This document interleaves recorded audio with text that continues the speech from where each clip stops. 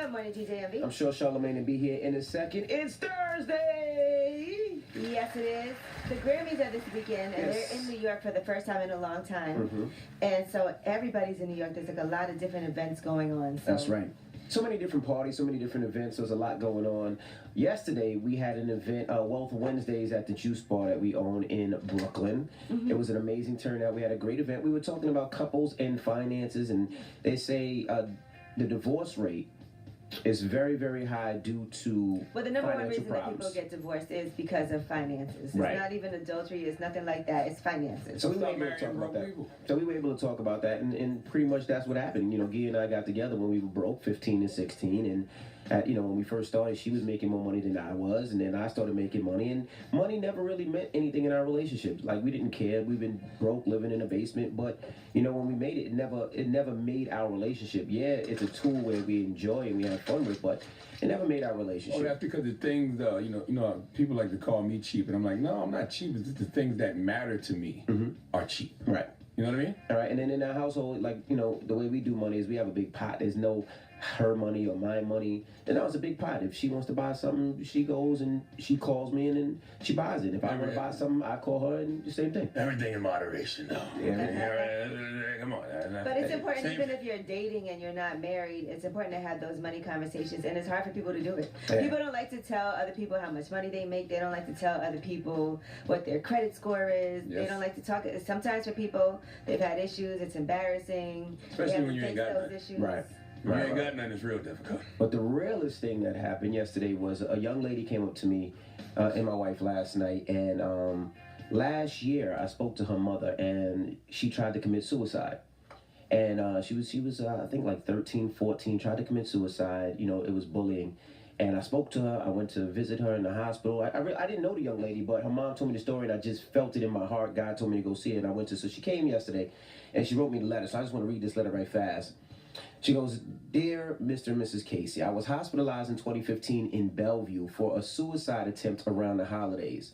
It was such a hard and painful time for me, and I just want to finally say thank you both for coming to visit me. I'm utterly grateful for your support, and always remember the day my mother told me you came to visit me in Bellevue. I want to thank you personally for bringing up bullying on the Breakfast Club. It's a topic that needs to be discussed more. Every day, kids around the world are getting harassed and bullied. The suicide rate is too high, and I was a victim of bullying in my school and online. I felt like no one had my back or stood up for me. Over the years, I've gotten older and my voice has grown. I want to help other kids my age deal with being bullied and let them know that they are not alone. Because of you both and visiting me and really having our conversations, your genuine help, heartfelt support, I am alive to see myself graduate from high school in June. I also aspire to be a makeup artist, a social media star, and a DJ like you, Envy." I just thought that was amazing. That, sometimes you don't know your conversations can really affect or really help somebody, but sometimes your positive energy out there could really help. And, it seems like that we saved that young girl's life. So just make sure you spread positivity out there. If you ever see anything that looks a little funny, or you get a chance to really talk to somebody, a kid, or even an adult, definitely do it, because that made me tear last night. Well, drop one of clues bombs for that young lady. I'm glad that you inspired her to be a DJ and a makeup artist like you, Envy. Well, stop. No, that's not what I heard. I heard you're a social media star, makeup artist, and a DJ. Congratulations. I didn't know you were a jack of all trades. You didn't hear that, You saved your life. I got all of it. I took the only thing you took out of it is you're a social media DJ, a makeup artist, and a makeup artist. That's what I heard. That's all you heard. Hey, man, I'm glad I didn't know you did makeup. That was a nice thing to get from the event. I was at this Make-A-Wish Foundation event yesterday, and they were talking about the lack of volunteers right now for Make-A-Wish. So I actually signed up to be a wish granter. That's nice. So everybody here should. I'm just upset that all of these, past few months I've been coming in here with makeup. You ain't never offered to do mine. This is disgusting. You do a good job yourself, sir. This is terrible. You are, as they say, beat to the Charlamagne. I got my 5220 in my pocket. Okay, you want to apply my foundation this morning? I'll help you out. I'll help you out. All right, now Fat Joe and Dre from Cool and Dre will be joining us this morning. And we got to talk about Monique giving you guys some ether out there, boy. Hey. Monique, y'all just, God bless Monique, man. I wish her nothing but that. I didn't hear Absolute about it best. until you told me. Yeah, she threw some meat at y'all. But I watched her in Sydney last night. Enjoyable little live stream. all right, we'll I talk missed about it. I that. was working. We'll talk about all that. All right, now we got front page news. What we talking about? We are going to talk about Larry Nassar. We've been discussing him, and they actually gave him his prison sentence for sexual abuse for all those young ladies that he sexually abused, over 100 of them. All right, we'll get into all that when we come back. It's the Breakfast Club. Good morning. All right, morning everybody. It's DJ NV, Angela Yee, Charlamagne the God. We are the Breakfast Club. Let's get into some front page news. Now let's talk about this guy that's been sentenced to 175 years in prison. Larry Nassar, he was the sports physician who was treating the Olympic women gymnasts as well as other women. And more than 150 women and girls said in court he sexually abused them over the past 2 decades. Now here is the judge sentencing him to that 175 years, Judge Rosemary Aquilina. As much as it was my honor and privilege to hear the sister survivors, it is my honor and privilege to sentence you, because, sir, you do not deserve to walk outside of a prison ever again. My page only goes to 100 years. Sir, I'm giving you 175 years, which is 2,100 months. I've just signed your death warrant. 175 years, 2,100 months. That is the true meaning of time's up. Okay. Yes, and absolutely. But why do judges play with you like that? What you mean? Just say forever with a period. Okay. How much time are you getting forever with Well, a period? he made a statement. He said, "There's no words that can describe the depth and breadth of how sorry I am for what has occurred. An acceptable apology to all of you is impossible to write and convey. I will carry your words with me for the rest of my days." Man, nobody care what you got to say. Just go die. And you know what's crazy? So Give it a before the statement judge for. sentenced him, she actually read a statement from him that he wrote to the court where he defended what he did. Defended? He said, "I was a good doctor because my treatments worked. And those patients that are now speaking out are the same ones that praised and came back over and over. The media convinced them that everything I did was wrong and bad. They feel I broke their trust. Hell hath no fury like a woman scorned." Oh, he has no remorse. Huh? No, but that's two different things. You know what I'm saying? Like, that's that whole philosophy of separating the art from the artist. Yeah, you was a doctor and you did good things to people, but you were a piece of crap. Like, and that when you weigh them on the scale, the evil outweighs the good. No, I fixed your leg, but I put my finger in your butt. No, Exactly. That's not, Like, exactly. You don't get clear. No. But that's what I'm saying. Like, you weigh things on a scale. Like, that don't outweigh the bad that you did. Like, stop it. Initially, they expected 88 women to speak out, victims to speak in court, but that number turned to 156 Oh, my victims goodness. who came to court and spoke out and were very brave to tell their stories of what he did to them. And in the wake of all this, the president of Michigan State has resigned. Lou Anna Simon has resigned. Yeah, you can heal a broke leg. Thank you. But you're still an abuser. Yeah, absolutely. Like, knock it off. All right. I guess we'll talk about Trump later. Okay. All right, that's front page news. Now get it off your chest. 800-585-1051. If you're upset, you need to vent, hit us up right now. Maybe you had a bad night or bad morning and you want to spread, just get things off your chest. Or if you want to spread some positivity, you can do that as well. Tell us why you're blessed. 800-585-1051. Call us up right now. Get it off your chest. It's the Breakfast Club. Good morning. Hello, who's this? Yo, what up, DJ MV? What's up, man? Get it off your chest. I just want to say I'm blessed, man. I'm happy I woke up this morning. Oh, wait, I got to say what's up. Charlamagne, what up, man? Peace, my brother. How are you? I'm doing good. Angela Yee. Hey, what's up? Man, I just got to say, you guys are the best. I'm blessed I woke up this morning. My daughter, she turned 7 months this week. Okay, And, okay. I just got to say, yo, DJ MV, Yes, sir. you, with Charlamagne making fun of you with Team Light Skin, you're starting a movement. First of all, I'm not light-skinned, sir. All right. Okay. DJ Envy. Oh. DJ Envy. All right. But you started a movement because it's like when I'm talking to my friends, I'm like, yo, get your DJ Envy behind out of here. Oh, you think that's funny? Oh, so envy's like an adjective for waffle color now. I like that. Well, no, that's what I'm saying. That's 2017. It was like, that's how you describe light-skinned people. You got you. You get your envy on. Thank you. All right. Got you. Goodbye. Have a good one. I can see why you say that. Hello, who's this? Hey, this Bill from Detroit. What's up, brother? What's up, though? Get it off your chest. Hey, man, I'm kind of pissed off, man, because Kaepernick, we still watching the NFL and the playoffs and all this shit. I see all this like for watching that. But Kaepernick, he's literally stood up for us getting killed. Like, nobody else is really standing up for us, and we can't even stand behind him. And people, like, still watching football and making jokes about it, like, and then we complain about how we can't get any leaders to stand up for us. But when they do stand up for us, we're not standing behind them. Well, here's the thing. Here's the thing with my guy Kaepernick, man. Kaepernick is still out there doing the work. Right now, he's doing his $1 million pledge. Remember, he pledged to give $1 million to various charities and organizations. He's done that. He's at like $940,000, and for the past 10 days, he's been, spending the last $10,000, and different celebrities have been matching him. Yes. So in the past 10 days, he's given like over $100,000. That's right. And still got like another 100 to go. But it's about us, the people, standing behind him, because he's standing for us. Like, yeah, he can do good, and I understand that, and that's why he's such a good person. But for us as a people not to stand and support him, it's kind of like hypocritical how we get mad at everybody else for not standing up or not saying nothing. And when we not even standing up or showing unity, all we got to do is cut the TV off on Sunday, and can't even do that. Boy, we want to complain about how H&M, calling us monkeys. Like, we're not supporting ourselves. I mean, so how we gonna get mad when the white man do what we do? Do what they do to us. Like, you know what I'm saying? It don't make sense to me. Okay. Now, you're absolutely right, man, but that Patriots game was good last Sunday. I ain't even gonna lie. That Patriots, who they played? The Jaguars? The Jaguars. Good, they came back and he buzzed ass. Come on now. The Super Bowl, Philadelphia and the Patriots gonna be lit now. I get everything you're saying, okay? But I can still stand with Cap and support my Cowboys. This guy here. Get it off your chest. 800-585-1051. If you're upset, you need to vent, hit us up. Or if you feel blessed, call us up now. It's the Breakfast Club. Good morning. Hello, who's this? Yo, what up, Andy? It's Mike. What's the word? What's up, Mike? Man, get it off your chest, bro. Mike, is that how you always sound, or is this your morning sexy voice? Nah, this is just Nah, I'm just blessed, man. I wake up, I'm in a good mood. I quit my job. My career's going well with my own production, so I'm just feeling good, man.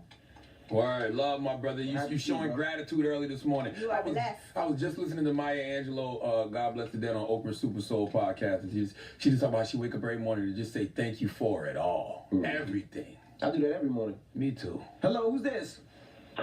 Queen God, DJ Envy, this friend from Milwaukee, Wisconsin, checking in. What's up? What's up, my brother? Get it off your chest, I like man. your energy. I need you to be specific when you say queen. You're talking about you ass, not you. Good morning. I need y'all to give me 60 seconds real quick. I ain't gonna lie to y'all. I got a little shade towards the Breakfast Club this morning. Just a little bit towards y'all. Wow, Yes, what's sir. up? Because I've been calling all week, and I understand y'all busy. I got a lot of listeners, but Trav seems to get through twice this week, and it's my first time getting through. Trav comes on the back line, sir. Oh, stop it. Okay, so here I go. Give me 60 seconds. I got a few things to touch on. Okay. First, shout out to Revolt one time. Damn it, because Revolt TV, y'all are beautiful. I love to see y'all up close and personal. Second thing I want to say, the young Latino sister that we had up there, in my opinion, she don't look that hot. Next thing I want to touch on, Mother Love needs to be thankful for the half a ticket that they're trying to give her, because at this stage of the game in her career, she don't deserve that. So she needs to shut the F up forever. And my last thing I want to say, Uncle Shala. Yes, sir. Not trying to put you on blast, brother, but you used to be an up and coming player back in your heyday. Jersey hung up, retired, and everything. But how many bodies do you have underneath your belt, brother? Confirm. Oh, he don't know. Why Oh yeah, I'm gonna be honest with you. I really don't know how many bodies I got. I'm gonna tell you that's the truth. I don't think I have a lot though. Maybe in the hundreds. But why does he want to know unless he flirting with you? He's just asking. Okay. But first of all, How many do you have, sir? but I would like to say Amara La Negra is not a bad-looking chick. She's beautiful. So yeah, I don't know why he would say that. And I'm not gonna sit here and say what Monique deserves. All I want to do is put the actual analytics out there and let her know this is why she didn't get what she thinks she should have gotten. Right, they We'll talk already about have that a later. comedy special with her on Netflix that nobody watched. Wow. I mean, talk it about is that later. what All right, now Monique will jump on your ass now. All right. All right. Hello, who's this? It's Bush. Who's this, Evie? Yeah, what's up? What's up, Evie? Get it off your chest, bro. Listen, man.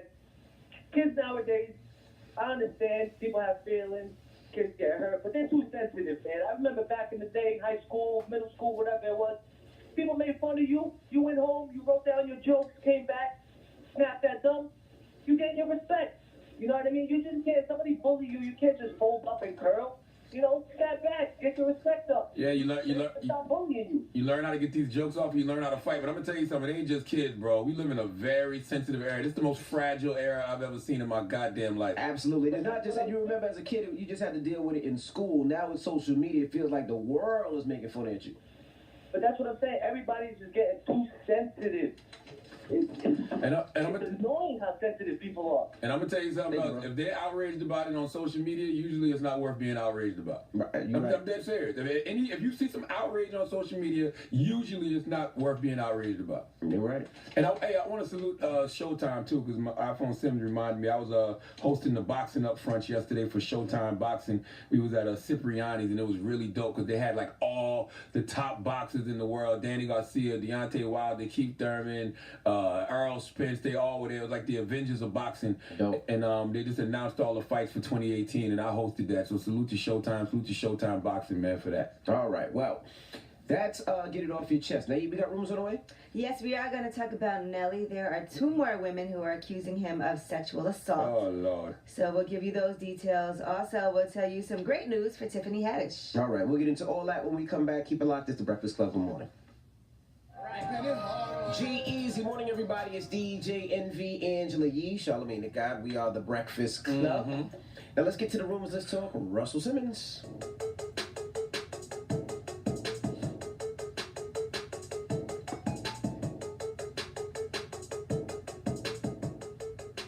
Well, a woman is now suing Russell Simmons for $5 million for allegedly sexually assaulting her. She says that he propositioned her for sex back in 2016 at his house. She refused. She said he then became aggressive, pushed her onto his bed, and as she fought back, he knocked her off the bed, hit her in the head, and pounced on her. She said she was in shock and fear as he proceeded to rape her, and she met him back in 2006. They were friends, sharing a passion for meditation, yoga, and a vegan diet. I thought you have to press criminal charges before you can do a civil suit. Well, sue somebody. No, that's not necessarily. You know? Yeah, you I don't know. You can civilly sue anybody. Oh.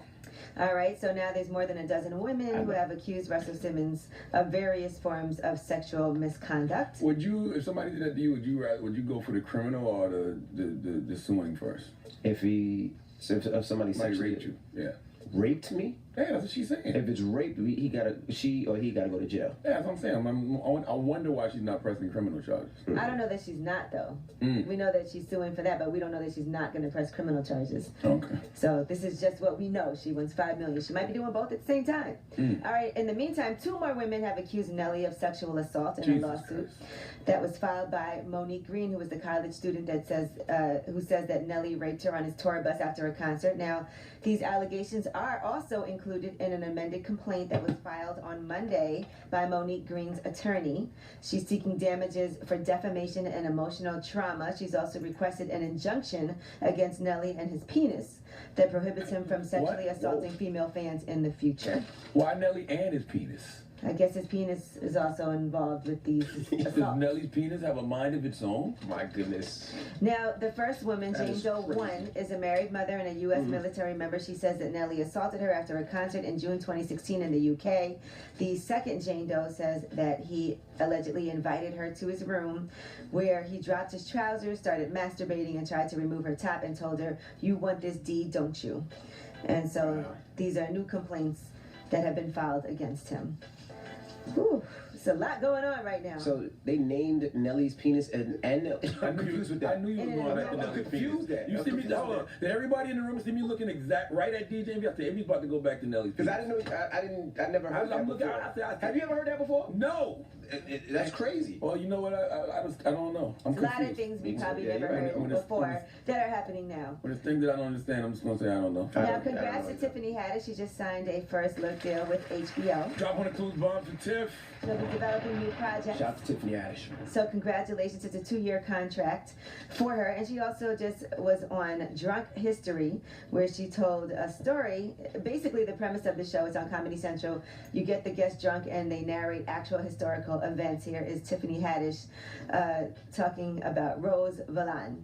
I'm Tiffany Haddish, and today we're going to talk about Rose Valland. She ready. It's France, October 1940. Rose Valens, assistant curator at the Jeune de Paume Museum. She's like, you know what I know? Art. Then all of a sudden, there, boom, Nazis everywhere. They took over the museum like, this our spot. This where we gonna be at. Right? It's like, oh shoot, it's Germans everywhere. Drop one of clues bomb for Tiffany Haddish. Is there a better storyteller in the game right now than Tiffany Haddish? So make sure you guys check that out if you get a chance. Man, I'm glad she got her deal with HBO. She got her She Ready production company popping. All right, well, I'm We'll Angela work for Yee, Tiff. and that Tired of is this. your rumor report. All right. Thank you, Miss Yee. Now, when we come back, Fat Joe and Dre from Cool and Dre will be joining us. Of course, they got the new record out right now called Pick It Up. And we'll kick it with them when we come back, so don't move. It's the Breakfast Club. Good morning. Everybody, it's DJ NV Angela Yee, Charlamagne the God. We are the Breakfast Club. We got some special guests in the building. Yes, sir. Fat Joe and Dre from Cool and Dre. That's right. Joey cracking here with the wee thuggin' fur on. He about to jump in the pool. We call this modern nostalgia, baby. Right. Modern nostalgia. We bring it back, baby. We bring it back. I had the opportunity to watch you and She's Gotta Have It on the Netflix special. See you get your Great acting job. on. Man, you know I took it so serious. Shout out to Spike Lee for saving my life. And for saving my life, because rappers get shot and they end up broke. So I'm trying to become an actor or something. And go to, I just finished the Kevin Hart movie. Kevin Hart and Tiffany Haddish, man. So Spike Lee saved my life. You know what I'm saying? So I locked myself up in a hotel, little hotel, man, nothing fancy. And just kept practicing my parts. I turned my phone off. I ain't have nobody with me. I took it very, very serious, man. And She's Gotta Have It. We got a second season. Rumor has it when he went from Bed-Stuy coming back next year. He coming back. In your role, you paid for this woman to get her butt done, right? It was huge, and then she fell on stage and her butt exploded. Now, how do you feel about, in real life, all of these butt injections, butt implants? Me personally, I ain't got a problem with it. You know what I'm saying? If person want to do whatever they want to do with their own body, you know what I'm saying, then that's dumb, you know what I'm saying? It's helped quite a few young ladies out, man, you know what I'm saying? Like, they slim, beautiful, and they wanted that booty, they got that booty, or they, whatever they want, man, that's ain't got nothing to do with me, you know what I'm saying? I ain't got no, it's cool. Do you, right? And in your new video, we see a lot of it, though. We see a lot of... Yeah, Envy. There we go. I spoke to Envy. He said, man, his wife loved me, man. I'm a family man, wife, kids. She turned on that video. That boy was like, yo, I don't know what Joe's doing in this video. Yo, said, Joe bugging. Joe bugging, man. We need to turn this off, baby. How can you do this? Yeah. I'm entertaining. It's a strip club record past strip club record. Nah, we entertaining, man. Is your wife there on set while you guys filmed the video? Man, this is so scary, man. This is the first video I was scared to show her. I showed it to her like a week ago. We ain't talked since. Are you serious? Very serious. Why? Let's go on. You didn't tell her what it was beforehand? Man, she knew what it was, but it is what it is, man. Listen, let me tell you something. I'm a great man. I'm an outstanding citizen, if you ask me. I provide for a lot of people. And Fat Joe the Gangster, he's not gonna never compromise how he makes his music. Whether I'm older now, whether I'm young, whatever the case may be, I'm gonna keep making gangster music till I die. That's just my point. So we said, Dre said, yo, we're gonna make a strip club anthem, and we made a strip club anthem. We went out there to Vegas, we got with Floyd Mayweather's crew, and we shot. It was an amazing video, if you ask me. You know what I'm saying? Why Ambitious as a writer, Dre? Because that's not why Ambitious as a writer. Because that's not technically a strip club record. I mean, I was at the crib watching that Tupac movie, and that's like a great movie to watch at the house. Like, you know what I'm saying? You're chilling. And at the house, he said at the house. It wasn't good in theaters. No, but at the house, it ain't a theater, cat. Yeah, you're chilling at the crib, you're doing what you do, and the scene came on when Daz was playing the beat, but it was fast, and he was like, "Yo, slow that down." And when he slowed it down, just watching, I was like, "Man, it's crazy." And out of nowhere, like in my head, I was just, "Pick it up." I ran to the studio immediately, and cut it. And called Joe the next day. I was like, "Yo, we got one." You know what I'm saying? And so excited was doing this thing, and we was getting such great feedback from it. Joe was like, we gotta do it again. First of all, I had to force him to be on So Excited. So, you know, if people don't know, for America watching on Revolt, Dre's behind the scenes of many of my hits and many of Khaled's hits, many of everybody's hits. So Dre been penning up them hooks forever. So I'm So Excited, you know, I had to force him, you know, because Dre, he cool, he comfortable, he in Miami, he chilling. I'm like, yo, Dre, B, I'm going to leave you on the song. He's like, nah, Joe, just put somebody else on there. And I was like, nah, we gonna do it. And then you know, so we had a version with Dre, and I don't want to say who else. We had another big boy. Two different versions. And we mix it and we think about what we gonna put out. And I'm riding through Jersey while we mixing it, and they sending the mixes, and I'm gonna say something that sounds crazy, but you know, it never ever happens, and I don't never use this card, but I heard Big Pun tell me, yo, stick with the team. So I said, oh, that's it.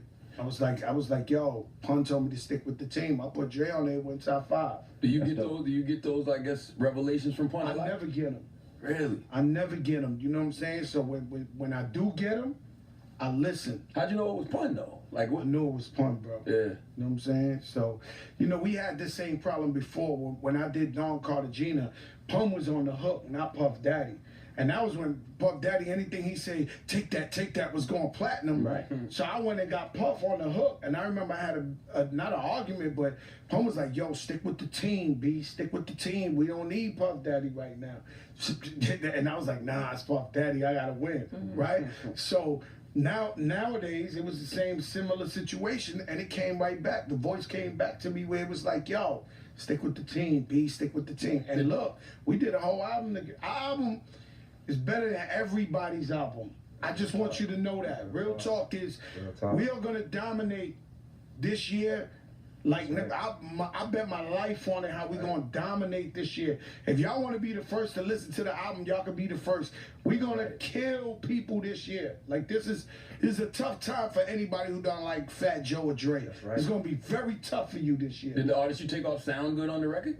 Sounded great, man, but you know, Dre sounded better. Gotcha. You know what I'm saying? And I got respect for all artists, you know what I'm saying? But I was just like, yo, and then I convinced him, and now he loves it. Yeah, we was going back and forth, and you know, I kept telling Joe, nah, I'm good, you know what I'm saying? And then he called me, he's like, yo, Pun told me keep it real. I said, Joe, stop.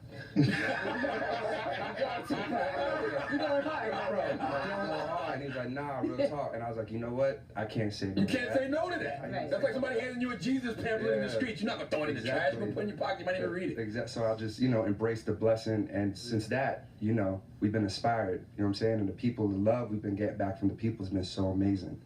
You know, Dre, you cool, and Dre, y'all don't speak much throughout the years. Does that help or hurt? I mean, you know, it's a good thing and a bad thing. You don't really wear your face out, meaning like, you know, some people think I'm brand new, and I love it. You know what I'm saying? At the same time, you're right. Like, you know, we don't really, I don't want to say claim our legacy, but we're not out here promoting it loud. You know what I'm saying? So, you know, just what me and Joe been doing lately, people been digging it up. Like, oh man, they did Hate It or Love It. They did New York. They did Rodeo. Like, so I think it's gonna be different now because we putting music out, and me doing something like a Breakfast Club, I could, you know, shine a spotlight on, you know, all. Shout out to my brother Cool too, because he's the one who really don't talk. You know. 100%. Well, give these kids your resume a little bit, man. Let them know what some of your biggest records. I mean, New York was our first hit. You know what I'm saying? It was Ja big Rule. for us. Ja Rule, Fat Joe. 50 never hate you for that? Nah, because Hate It or Love It came out 4 months later, which was, you know, was strange times. That's why it's family ties. Like, we keep it 100. Right. You know, me and Cool wasn't like making beats in Miami, just emailing it off. We was in the streets wearing Terror Squad chains. So, like, both those records that came out at the same time was like, it was crazy. And you remember the time, 2003, 2004. How did that It happen? was really fist fights. It was really people getting shot. They was nervous. You didn't want to take that record back, though? Because, you know, at the time, Fat Joe was in the midst of the beef. It was already done. Like, we heard Hate It or Love It for the first time on the radio. Like, you know, we knew we gave him the beat. But it's a hell of a record. You know, number one, first number one. You know what I mean? So that kind of like put me. Fat Joe back then was a different mentality than Fat Joe now. You know? Did you have to call him? Dre? Like, yo, Joe, listen. Beforehand? I just put it to you this way. We keeping it real. Listen. I know Joe called you. Oh, man. Let's hear it, Dre. Let's hear it. When Joe calls you is a good thing. When Joe doesn't call you, is when you're stressed out.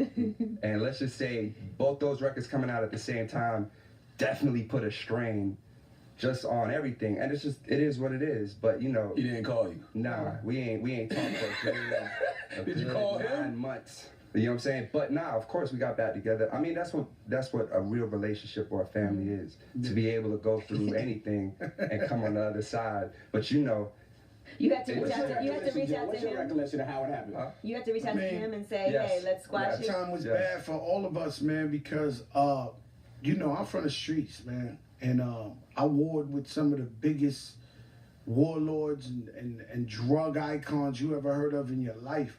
So I was in a very tough predicament because I had beef with this guy who was dissing me in this music and interviews, and I couldn't really get him. You know what I mean? So I was like, wow, I can't. You know what I'm saying? Because I'm just brought up with so much violence. That's the only answer to everything. So, and then when it got sticky with my brothers, because you know they was trying to throw all kind of bread at my team and Khaled too, everybody, you know what I mean? And it put a strain on me and Khaled too, because you know they was trying to give them tons of money to produce stuff for them, and then you know it was just a bad time for me, and I was so stubborn and so warlordish that you know what I mean. It got me mad with everybody. I ain't talked to K Slay in 5 years or something like that. Like I was just like you know, it was a serious time, man. We was playing for keeps. But that was the time when people did have to like really choose a side. Like y'all was really going at each other. Yeah, it was like, yo, you know what I mean? I wasn't so open-minded, you know what I mean? Like, I discovered E. Rivera, the video director, and the first phone call he got was Dr. Dre and 50 Cent. He shot the video from me. It was like, yo, we want what Fat Joe got right now. And I was like, yo, Eve, go get that money. The beef wasn't even squashed yet. But it was like, you know, the beef was old already. It wasn't so much of a hot topic. Right. You know what I'm saying? So it was more like, yo, go get that bread, B. Go get it. You know, I learned from mistakes of how I handled things when I was a hothead, you know? I always wondered about that though, because you said, you know, you put a strain on you and Khaled relationship, but then later on 50 even got at Khaled when he was recording his mom and everything. So did Khaled ever come to you like, yo, you right. You was right, Joe. This was you know, we're warlords, man. We lie to ourselves every day and tell us we got beef. The reason why Fat Joe been in the game 20 years, the reason why DJ Khaled works like a slave every day, is I put a mindset in the DNA of Terror Squad, of Remy, of like, we got beef with the planet Earth. Anybody stepping our way, we rolling over them. That's it. That's the mind state of Terror Squad. It's like, we just war ready. We warlords. So, you know, so Khaled come back to me with the, yo, here's the Fat Joe playbook, bro. This is what it is. You told me we knocking cats out. Anybody, you know, it was crazy, man. It was crazy. You know, I mean, that's like, I don't think they'll ever, no matter how much love, team love, or fan love Khaled got, I don't think they can actually repair that. You know what I mean? I mean, 50, you know, I'm cool with 50 Cent. You know what I'm saying? Extremely cool with 50 Cent. And the past is the past. Totally the past. But, you know, he played with his moms, you know what I'm saying? So I don't know how I could squash that. I'm trying to squash every beef with 50 Cent. What about Ja Rule First right order now? of business was me trying to squash Ja Rule at 50. He was like, oh, that's not gonna happen. That's never happening. Pick another beef, Joe. Just over the weekend, Peaceful it got too. He was reignited. feeling peaceful too. He was like, nah. But it got too extreme. I mean, as Josh said, they shot him, they stabbed him, they fought. Like, it's too extreme. You can't, you know. Yeah, I mean, you know, yeah. You know? Yeah. We hold grudges too. Like, you know what I mean? The good thing with us is it wasn't no real physical beef. Right. You know what I mean? It was verbal and we got over that. Dre, what made y'all embrace Fat Joe so much in Miami back in the day? Brother from New York coming down, staking claim. I mean, with me and Cool gave us an opportunity. You know what I'm saying? Me and Cool was popping locally. You know what I'm saying? We was selling beats to all the independent record companies, you know what I'm saying, in Miami. And you're from the South, you already know what that means. So, you know, Joe heard a beat CD and he drove down to Miami to see us. Like, you know what I'm saying? I'll never forget. And, you know, we was in the studio and we played him the record and he was going crazy. He was playing this We Thuggin', and we ain't never heard Joe on that like that. We know him from, you know, all the hardcore. My Lifestyle. Yeah, so, you know, once he plays, I was like, man, it's crazy. And in the middle of the session, Khaled walked in, and he's like, yo, you with Cool and Dre? These my people, this is family. What the? And then after that, you know, Joe was just like, oh, you cool with Khaled? It's a done deal. So every time he came to Miami, he would always invite us out. So the people in Miami would see like, damn, look at Cool and Dre, they hanging out with Terror Squad. That's love. Like they're giving dudes from the city opportunity. You know what I'm saying? So I think, you know, one thing Joe's always done is wherever he goes, he always, you know, sticks his flag in the ground and shows massive love. So if it's finger licking, he popping up. You know what I'm saying? I'm here. I'm supporting the local businesses and whoever's doing their thing. So we love me. I fell in love with them. You know what I'm saying? So I fell in love with Cool and Dre. I fell in love with Khaled. That's one of the main reasons I moved to Miami. You know, we had so much unity over here in New York. Things was like going bad. Everybody beefing with each other. You know, I always say this, but I mean, everything was Fat Joe beef. Everybody had beef. But one day, I was in my crib in Jersey and I heard the radio, and I heard Cameron disrespected Nas in a way that I was like, I am done. Like I am done with this New York scene. I gotta get out of here. I can't believe what's going on out here. You know what I'm saying? And they embraced me, and we went down there and we started all that with the Rick Ross, with the Lil Wayne, with the Pitbull, with Cool and Dre, Khaled. Like we was like, I never seen nothing like that. Like we was in different studios, like running in Wayne's session, and Wayne was like, crack, I think you do it like that. It's dope. And I go back up in there and mess with Lil Wayne, and then Ross was in there. Like it was just crazy, man. It was a real unified movement. You know what I'm saying, going on out there. That's interesting that the disgust you had from New York at the time made you go down south. Like I never heard anybody. I thought people going down there for the weather. You know what I'm saying? Oh no, you do, and it's a beautiful place. But I'm just talking about. I love New York City. This is my city. What I'm saying was the temperature and hip hop artists. Everybody dissing each other. Everybody was going at each other. Everybody. It was like it was not unity when I came. You gotta understand, man. I've been doing this since Flojo digging in the crates. You know, if you go back to that time, Fat Joe was in everybody's video. Tribe Called Quest, Black Sheep. This one, when it goes, engine, you know I'm one of them dudes jumping up and down.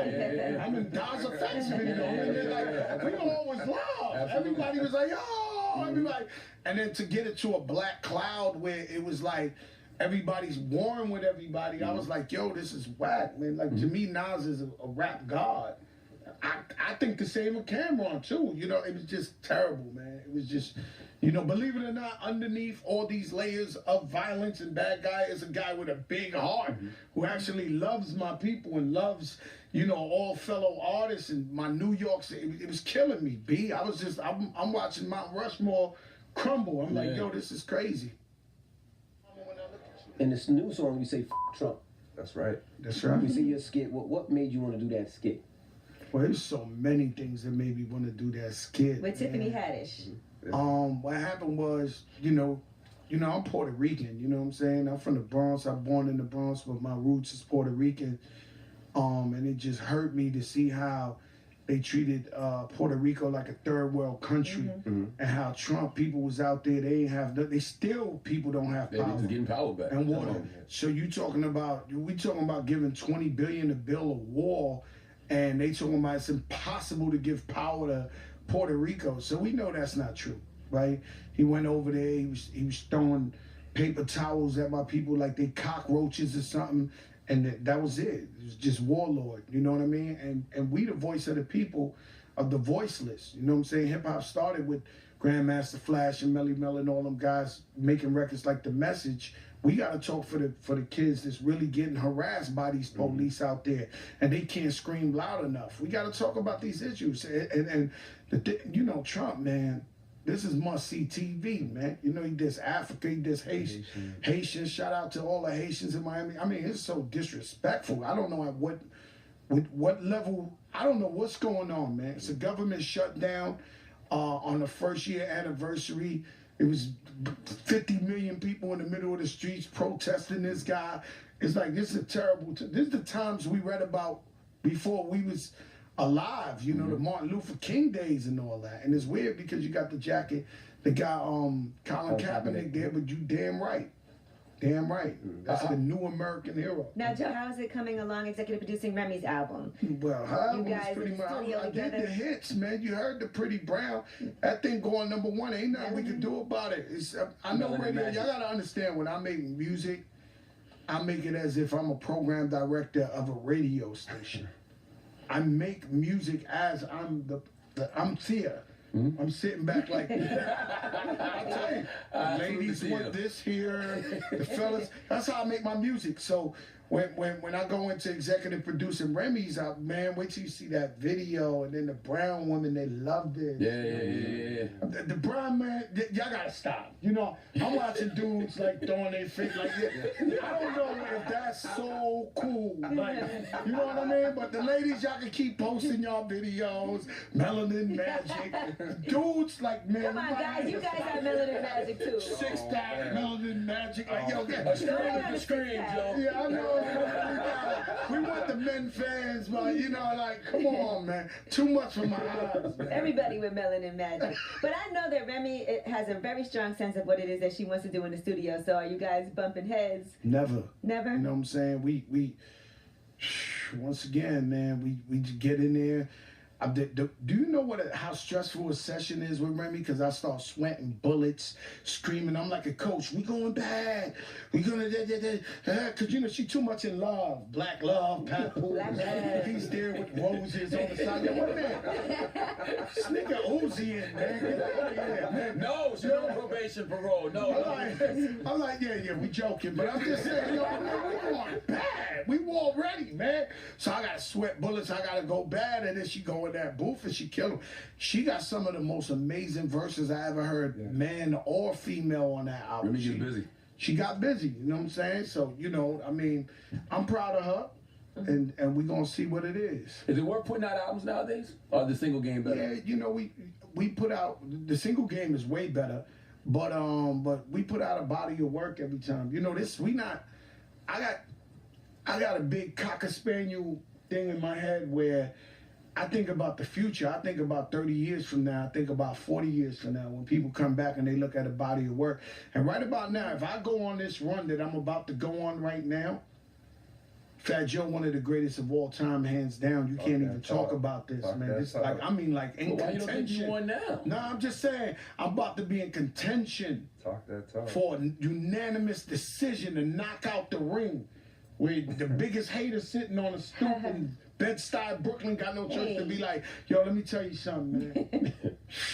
But you know, when people talk about be that boy. When people talk about the greatest of all time, there's other factors that go into it. Like, they don't just mention Jay's lyrics. I think it's the same for you.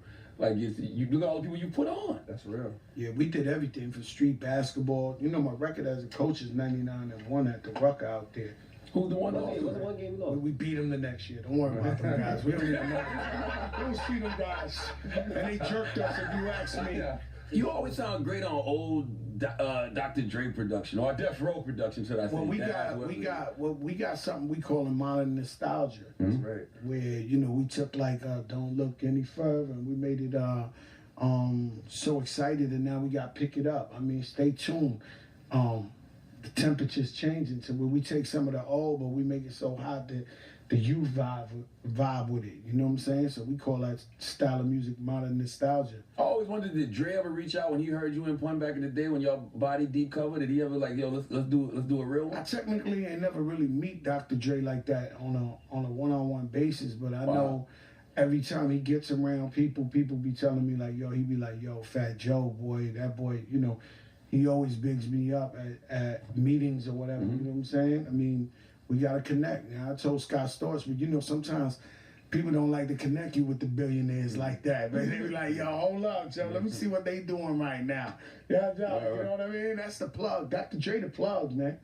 No question. Dr. Dre, you know, he changed your life in a second. They never reached out to you, Dre? Like, look, you can only be one producer, Dre. Yeah, I'll be honest with you. I put a record out a couple years ago, Chevy Ryan High with my dog Rick Ross, and I put Dre, and we had to get clearance for it. We had to get, you know what I mean? I couldn't just use Dre.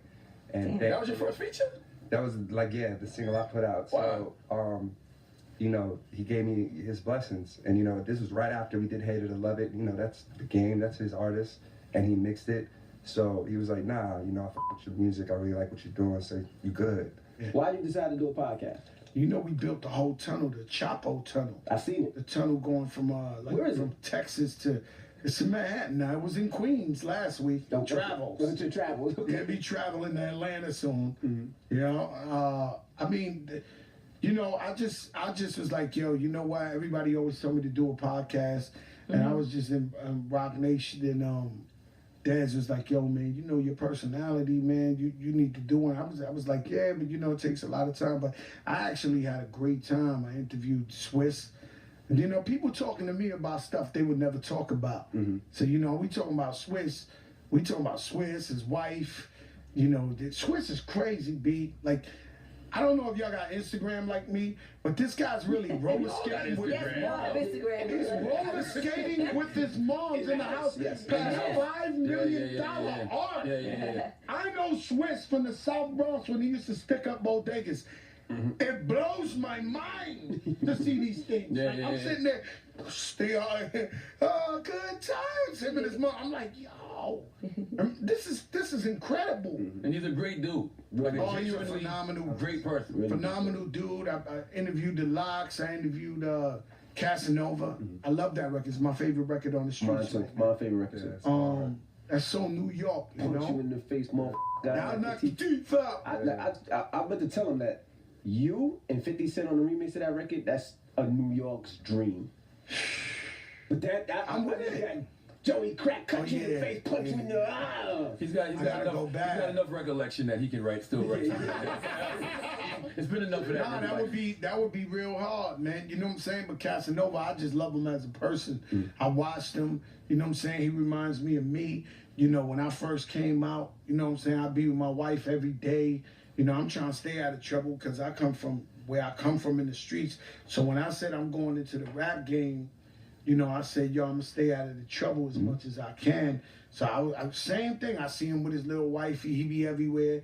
And then whatever incident they had, you know, I actually take it as a blessing in disguise because he was making that dance party music, you know, trying to stay out of paroles. Right. But then he just turned into his natural self and says, nothing to me, I'm knock your teeth out. Right. And everywhere I go, everybody like, yo, that's that joint. I'm like, yo, it's a blessing in disguise. Yeah, Dre, it's good to see you talking because you always been low key. Like you've had, like, I remember you was dating Christina Milian at one point, right? Oh, that was so long ago. That was a long time ago. But that was the biggest thing. I mean, other than the production. That's like banter.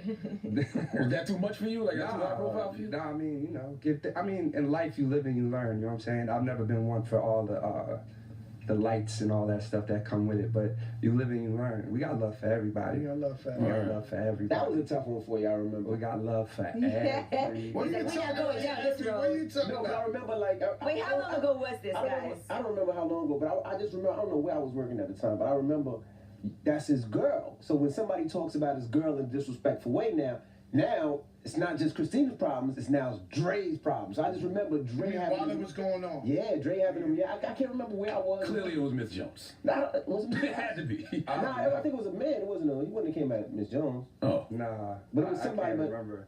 I mean, you know...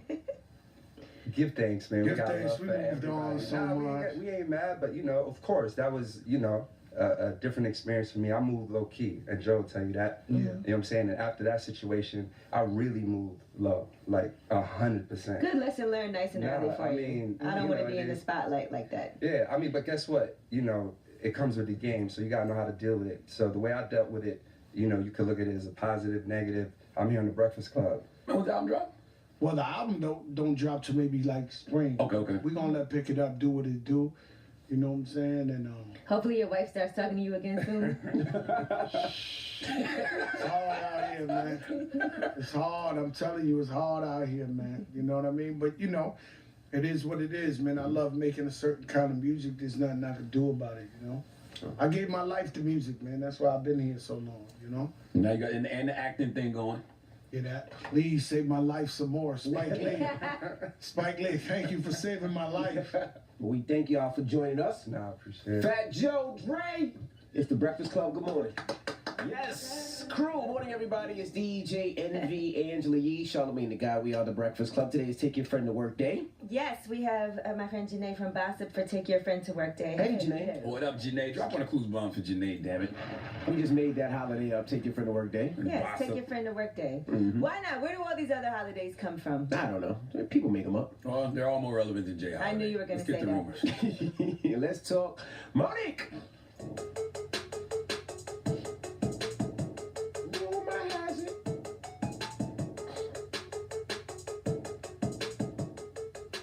Well, speaking of Donkey of the Day, apparently Monique heard Charlamagne's Donkey of the Day, and she had some things to say on her live stream. Here's what she had to say about Charlamagne. When it comes to Brother Charlamagne the God, when I heard him call me Donkey of the Day, see, this is the same brother that got on the elevator at the Monique show and was very respectful. As we were joking, I said, baby, give your mama a hug from me, because she raised you right. And that baby looked at me and said, yes, ma'am.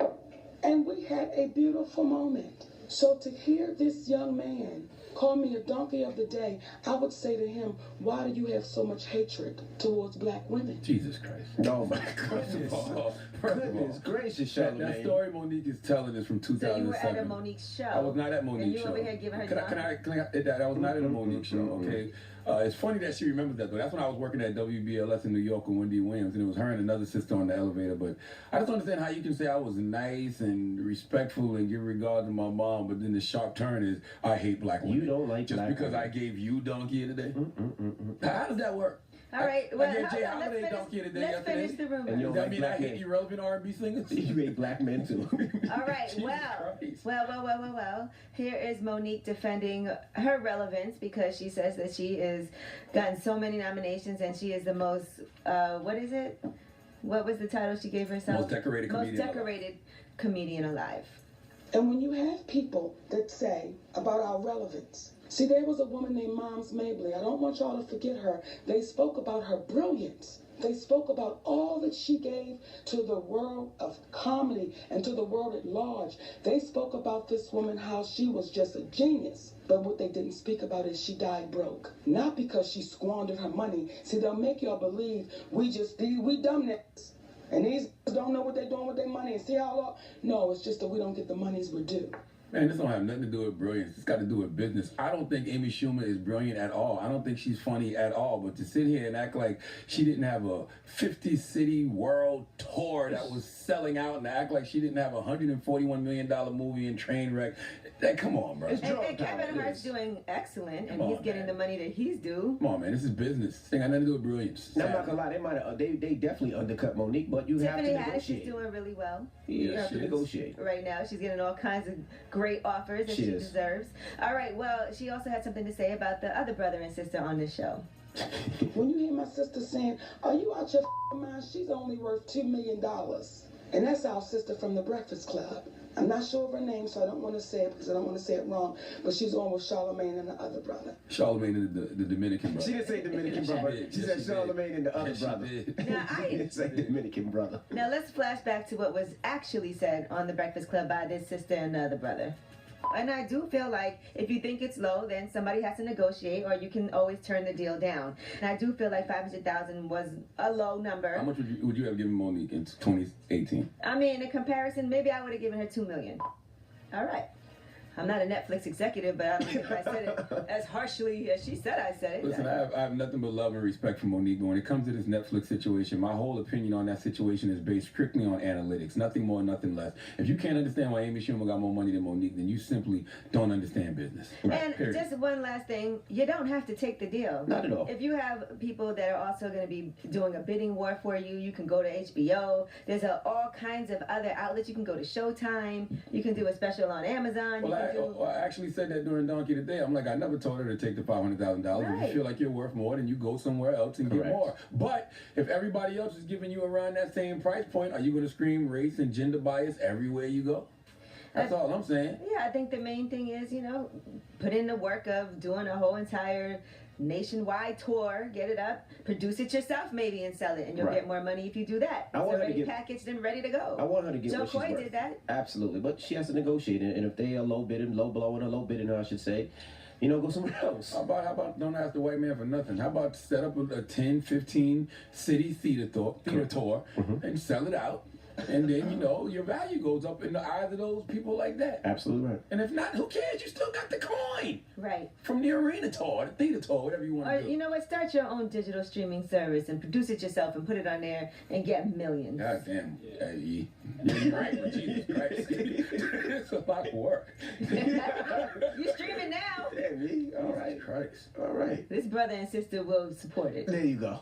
All right. I'm Angela Yee, and that's your rumor report. Oh, boy. All right. One in the morning. Charlamagne! Yes. Who you giving that donkey to? I'm still trying to understand the fact how I go from having manners and being so respectful to somebody, but then the sharp turn is I hate black women. But whatever. Stephen Ramirez needs to come to the front of the congregation. We like to have a word with him. Ramirez. Is he Puerto Rican or Dominican? Leave me alone. All right. Leave me alone. He's definitely not a black woman. All right. You know I don't know. Girl, you know it's true. All right. Donkey Today's up next. Is the Breakfast Club. Good morning. Yes, Donkey of the Day for Thursday, January 25th goes to a 33-year-old man named Stephen Ramirez. Now, Stephen Ramirez is a former Burger King employee. Do not judge this man for being 33 years old and working at Burger King, okay? That man is out here making an honest living, and that's all that matters, all right? I respect a hardworking individual, and this man, Stephen Ramirez, is a hard worker. In fact, he worked so hard at Burger King that he wanted more hours. Now, do you know how dedicated you have to be to a job to want more hours in January? Okay, people want more hours around the holidays. Kids want more hours around prime time or even the summer because they need money to go back to school. But for a 33-year-old man to want more hours in January, God bless his heart. Okay? Well, apparently Stephen Ramirez got denied. What's his name? Stephen. Okay. Stephen Ramirez got denied when he asked for more hours, so he decided to show up to work and ask for more hours in an aggressive manner. Let's go to KTNV 13 Action News for the report, please. Police have arrested this man, Stephen Ramirez, for allegedly threatening to shoot up a Burger King. According to investigators, Stephen Ramirez walked into this Burger King demanding more work hours. Police saying he threatened the manager, even saying he would shoot up the place. Immediately, that manager called 911. Ramirez was later found carrying a semi-automatic gun, 30-round magazine, more than a dozen bullets, and a machete. This is a teachable moment, ladies and gentlemen. This is not the way to ask for anything ever, okay, especially more hours. If Monique is not running up in Netflix with a pistol and a machete, then you, Stephen Ramirez, can't run up in Burger King with a pistol and a machete, okay? My brother, it's not that serious.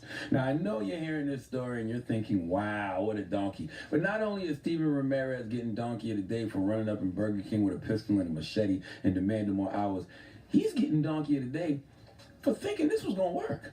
What made you think you was going to run up on your manager, pull a gun on him, demand more hours, and he was just going to say, you know what, you're right, and just put you on fries the next day like it's all good? Okay, Stephen Ramirez, you took the Burger King slogan, have it your way too serious. Let's read the slogan, why don't we? The Burger King slogan reads, you have the right to have what you want exactly when you want it. That doesn't mean ours, Burger King employees. Let me continue.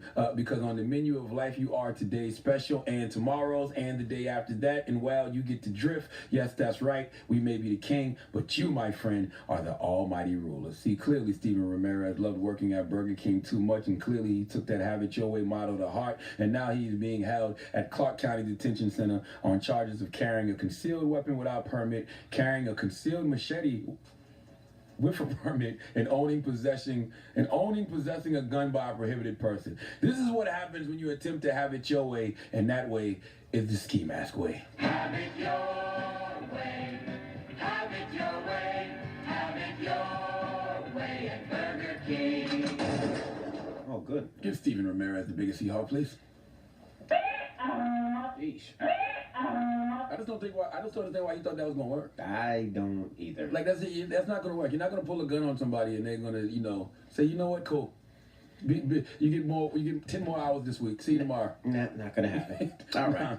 Well, thank you for that donkey today. Mm-hmm. Up next, Ask Yee. 800-585-1051. If you got a question for Yee, you can call her right now. She'll help you out with all your problems, your relationship advice, and all that. Again, 800-585-1051. Hit her up right now. It's The Breakfast Club. Good morning. Morning, everybody. It's DJ NV Angela Yee, Charlamagne the God. We are The Breakfast Club. It's time for Ask Yee. Hello, who's this? It's Dede. What's your question for Yee, Dede? Oh, listen, I was in a 4+ relationship. We broke up. like, after 2 weeks, she called me talking about it's over. So I'm like, what? So I'm like, all right. So now, Maya got to take care of her daughter. Mm-hmm. So, like, I still want to take care of her daughter at the end of the day, but she's giving me a hard time seeing her. Like, I don't care who she's with, but my whole thing is she called me for convenience for her. Like, I'll be texting her, like, let me talk to my daughter. She won't text me back until she's outside, going to the store, or either when she's taking her son to the doctor. So I'm like, why you not letting me talk to my daughter? She always got an excuse for everything. Like, at the end of the day, like, I've been through a lot with this girl. Like, you already know, like, my family take care of little baby. I do. Like, I love the little girl. But she's giving me a hard time. And today's my birthday, so she didn't call me yesterday. But she's going to call me early this morning, like 5 o'clock, text me, asking me for money on my birthday today. Now, a couple of things here, Dede. Let me ask you. So, this is both of your child? This is your son also, or it's her son, but you helped raise her son? Like, oh, listen, she got a son and a daughter, but I'm more in the daughter's life because the way how the son acts, I don't like disrespectful kids. So I kind of fall back from that, you know what I'm saying? So I started doing more for the little girl because I was doing a lot for him too. But then I seen how he acts, so I'm like, you know what? I'm just going to take care of the daughter because she always tell me, like, don't worry about him, just do for the little girl. okay, so but these are her kids. They're not your kids legally. Yeah, right. Yeah. I got a relationship with the little girl. Like, the little girl only know me. Like, I take care of her. Like, I'm in her life. You know what? Like, it's really hard, and I've been in situations where I've dated somebody for years who had a kid, and when you break up, you kind of break up with the whole family if you're not tied to them in that way, unless that was your child. Sometimes it's really up to her what she decides. If she decides, look, you can't be around my child, there's nothing you can really do about that. No, she's not telling me I can't be around a little girl. Mm-hmm. She's calling me like, she's calling me when she want to call me to speak to the little girl. Oh, it sounds to me like she's moved on. She's with somebody else. You might need to just make this a cleaner break than you have because it's too messy and it feels like it's not going to get better. It'll only get worse. So don't take care of the little baby? So just forget about that? I mean, if she's with somebody else and she's kind of letting you do things in her own time, it's a difficult decision to make. But I do feel that the easiest thing to do when you break up with somebody is, yes, like, there's no reason for you to be in that child's life anymore. Now, if that child was older and had a cell phone and you guys were in communication now and then and you checked in and, you know, maybe sent a card or a present on birthdays, I think that's fine. But I don't think it should be a constant thing because that's probably even harder for a kid and more confusing. Because the only one get hurt is the little baby because the little baby loves me. But, like, it's like when she do call me and say I'm at work and I can't talk to her, she'll tell her baby, oh, your daddy don't love you or your daddy busy. Like, she do stupid stuff like that. Who does that? Right. Like, she make it feel like, I love the baby. The baby know that, but she be doing stuff like that. Like, only one get hurt is the baby, but I love the baby, but I want to be... It seems like she's manipulating the situation to try to keep you around enough to get things out of you, but... and using that child as a way to manipulate it. And I think it's really important for you now to just cut ties. Because if y'all are not going to be together, then there's no reason for this to continue on the way that it is. It doesn't seem like it'll be beneficial in the end to anyone. You're right. All right, all right, no problem, Dede. Good luck to you, man. Check back in with us, but I think it's important for you to just get on with your own life and let that family get on with their life, let her get on with her life and not keep using you. You're right. And today's my birthday. Well, happy birthday. Capricorn's in the house because I'm a Capricorn also. You already know. You know how we do. We're very practical. You already know. It gives Charlamagne the heat on for me the other day.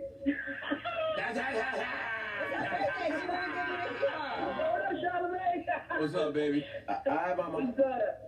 ASCII 800-585-1051. If you got a question for Yee, call her now. It's the Breakfast Club. Good morning. This is Jay. Jay, what's up, man? What's your question for Yee, bro? Yeah, I'm in kind of a tight situation. All right, so basically, I got caught cheating or whatever on my fiance. It was, Congratulations. And well, not so bad. It's been rough. But the thing about it is, so the side chick boyfriend, he reaches out to my girl, and I guess I don't want to know if he like telling on me or something like that. I mean, who does that? You The side chick's boyfriend does that? He's hurt. Well, I mean, of course he's hurt, but I mean, I think that's like breaking a real guy code. Like, sir, is that your friend or something? With his girl. I don't even know this dude. I know his girlfriend. So we work together. Well, clearly you know his girlfriend. You were cheating with her. Put your in his girlfriend. Sir, your anger is misdirected. You're mad that you got caught cheating and that the person who you cheated with boyfriend told. How are you mad about that? Your anger is very misdirected. You know who you should be mad at? What should be mad at? Yourself. Well, you know, I am mad at myself. I'm disappointed in myself. I mean, the thing about it, what I don't understand is, me and my girl, we talked about it, and we were trying to get through it, but somehow or another, this dude out of the blue, the cheating gods come out and call my girl and try to confirm, yeah, he's been texting her, he's been asking for hugs, he's been telling her he loves her. Like, damn, why does that matter to you? Well, is that factual? No, it's not factual. Partial factual. I may have been. The thing with me was, it wasn't like I was really cheating on her. I was like. Sounds like cheating to me, sir. Oh my goodness. You cheated, bro. Well, I mean, I feel like it wasn't cheating. I was in too deep before I could have backed that up. I don't understand how that's not cheating. So you're still even not telling us that you slept with somebody else, you tasted her, you did all this stuff, but you don't think you cheated? No. Well, there's your problem there. That's why your girl can't move forward with you, because you won't even admit that you did anything wrong. Well, let me ask you this, though. And can I have a perspective? Should you admit? Is it almost? She already knows. She knows, man. The dude already You got told caught. her. Just let it all go, man. Just be honest, man. You still holding on to the fact that you didn't cheat, but the fact is you did cheat. You know how disrespectful it is when we caught you, know you did something, and you trying to deny it? If you ain't catch me butt naked in the poom poom, it never happened. The man called him. He lying. Gonna believe this scorned ass Negro calling you. Who is this guy trying to ruin our relationship? He's the side chick's man. Okay, so you have a side chick, but you're not cheating. So what is the definition of side chick? A chick that's standing by your side. Exactly. You better not listen to Charlamagne. Well, you're right, because actually my fiance sat right next to me, want me to tell her all. So Can I talk to her? Oh, sure. Maybe I don't. Hello. Hey, what's up, hon? Hey, how you doing? So let me ask you this: did your fiance cheat on you? Because he says he didn't. Yeah, he cheated and he got caught and he don't know how to cheat. So I found messages in his phone, but it was the girl was acting like she was a boy, but it was really a girl the whole time. Oh, he gay. Yeah. No, he's not gay. It was a girl, but what she was doing to throw me off, so I wouldn't know it was a girl calling his phone. So she was with it. She was like, yeah. Like if she was a nigga or whatever, like, oh, I'm sorry, excuse me, as if she was a boy or whatever. Like Did you see the girl? Are you sure? Yeah, I'm sure. I saw her. Okay. All right, so now what is his? So you know he cheated, but he still won't tell you that he cheated. Right. What do you need to happen for you to even consider continuing with this relationship? I need him to be completely honest, but right now, I can't see it right now. I can't even see continue because he's such a liar. It's so disrespectful. Now, you got caught doing something. You can't even have any remorse if you're not even going to admit you did anything wrong. Exactly. Mm-hmm. And then he trying to tell y'all, but he still haven't admitted that he had sex with the girl. Right. Put him back on the phone for a second. Man, listen, baby, I want you to teach him how to cheat. Go get you some penis, but don't tell him tell him 5 years later. Stop it. Yeah. Now, let me ask you this. What if she did that to you? Absolutely. I'd be heartbroken. But so you don't think that she's heartbroken right now?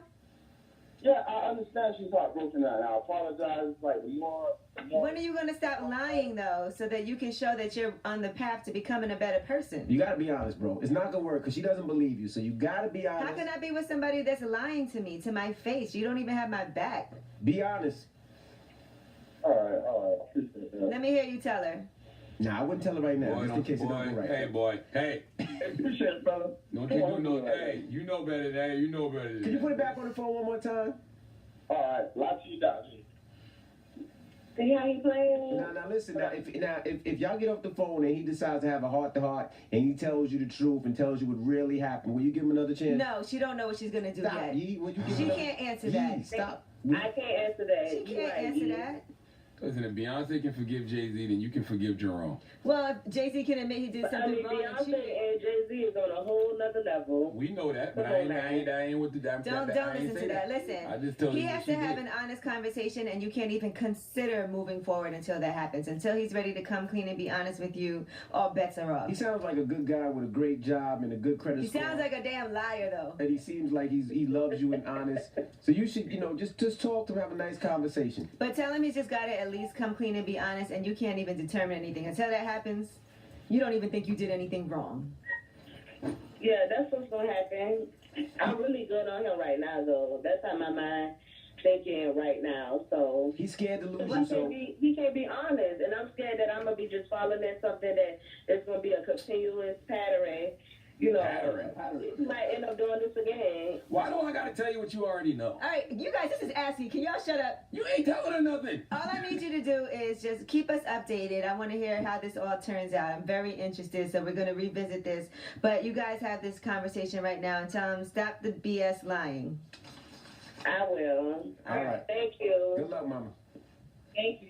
Oh man. Listen, guys, I love love, Tell but her the truth ain't gonna change. I ain't a liar. If she clearly don't want to leave, she with him right now. That's what I was saying. She know everything that's going on, but she with him right now. But I know you did it. Just admit it. But there's still doubt. That's why. But he should just There's man no up. doubt. She saw the messages. Tell the truth. She saw the messages. All right. Ask Yee. We got rooms on the way, Yee? Yes, let's talk about Drake. He's breaking records, of course. You know how Drake is. We'll tell you what record he just broke. Also, Lil Wayne has new music out. All right. We'll get into all that when we come back. It's the Breakfast Club. Good morning. That is DJ Envy, Angela Yee, Charlamagne the Guy. We are the Breakfast Club. Good morning. Good morning. Let's get to the rumors. Let's talk Erykah Badu.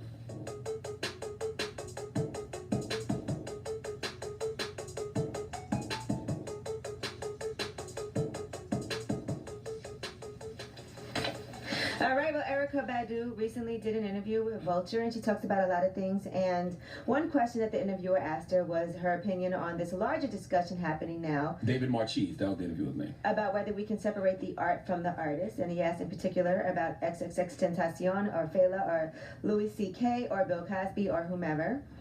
And Erykah Badu answered, she said, I don't want to get scared into not thinking for myself. I weigh everything. Even what you just asked me, I would have to really think about it and know the facts in each of those situations before I make a judgment. Because I love Bill Cosby and I love what he's done for the world. But if he's sick, why would I be angry with him? The people who got hurt, I feel so bad for them. I want them to feel better too. But sick people do evil things. Hurt people hurt people. I know I could be crucified for saying that because I'm supposed to be on the purple team or the green team. I'm not trying to rebel against what everybody's saying, but maybe I went to measure it. Somebody will call me and ask me to come to a march because such and such got shot. In that situation, I want to know what really happened. I'm not going to jump up and go march just because I'm green and the person who got shot is green. The rush to get mad doesn't make sense to me. And then she goes on to discuss a lot of other things, including the interviewer says that that's not something most of us are good at as far as seeing all sides simultaneously. And she responds, we're not, and I'm okay with that. I'm also okay with anything I had to say about Louis Farrakhan. I'm not an anti-Semitic person. I don't even know what anti-Semitic was before I was called it. I'm a humanist. I see good in everybody. I saw something good in Hitler. He says, come again. And she said, yeah, I did. Hitler was a wonderful painter. And he responds, no, he wasn't. And even if he was, what would his skill as a painter have to do with good in him? And then he said, okay, she says, okay, he was a terrible painter. But she goes on to discuss these things. You have to read the whole article. You have to read the article. First of all, that Erykah Badu interview, and I think his name is David Marchese or David Marches, but I thought it was amazing, and I can't believe there's no video for that. She is brave to do a print interview in 2018. But I think y'all took a lot of that Erykah Badu interview out of context, and I learned a lot from that interview. And if you actually read the interview, you would understand the context of the things that she's saying. I actually want Erykah to write a book. Her ideas of thinking for herself, not participating in groupthink, it was some jewels in there. Now, Erykah after this has gotten a lot of backlash on social media, a lot of articles, and it's a lot of people just really kind of taking a snippet from the interview and not the whole thing in context of what she was saying. In other words, what everybody is taking is, I see good in everybody, I saw something good in Hitler. Hitler was a wonderful painter. But that's not really the gist of what it was that she was saying. Not even close. Right. And so she was on Twitter and she said, say what you must, dialogue is cool, I invite it, but please do me a favor if you can, Black and Jewish Twitter, just don't use the word problematic anymore. Y'all using that too much. Oh, and read the article. Oh, I've been muted that off my timeline. You ain't gotta worry about that word problematic. I hate it. Okay. Can't stand it. So she problematic and woke. I hate those two words. She is using her own brain, as she said, on Twitter. Some of y'all so woke, y'all need some sleep because you're tired. All right. When you're tired, you don't think straight. But yes, I encourage everybody to go ahead and read that article. It's interesting. And it's okay to debate with people and not agree with what they have to say. But when you just take a little clickbait line, it makes it a lot more difficult. Yeah, because there's a lot of jewels in that interview that y'all missing, man. All right, Drake, his God's Plan song has broken U.S. Spotify and global Apple Music records. So congratulations to Drake for God's Plan doing all of that. It was time. We needed some Drake music. He broke this global record for the first day streams on Apple. So once again, Drake is out here, puts out a song, and breaks all kinds of records. Now, Lil Wayne has released a new song from his mixtape, from his new Dedication 6 Reloaded mixtape that's coming, and he has Joel Santana on it. It's a sped-up version of Hail Mary, Tupac, and check it out. It's called Bloody Mary.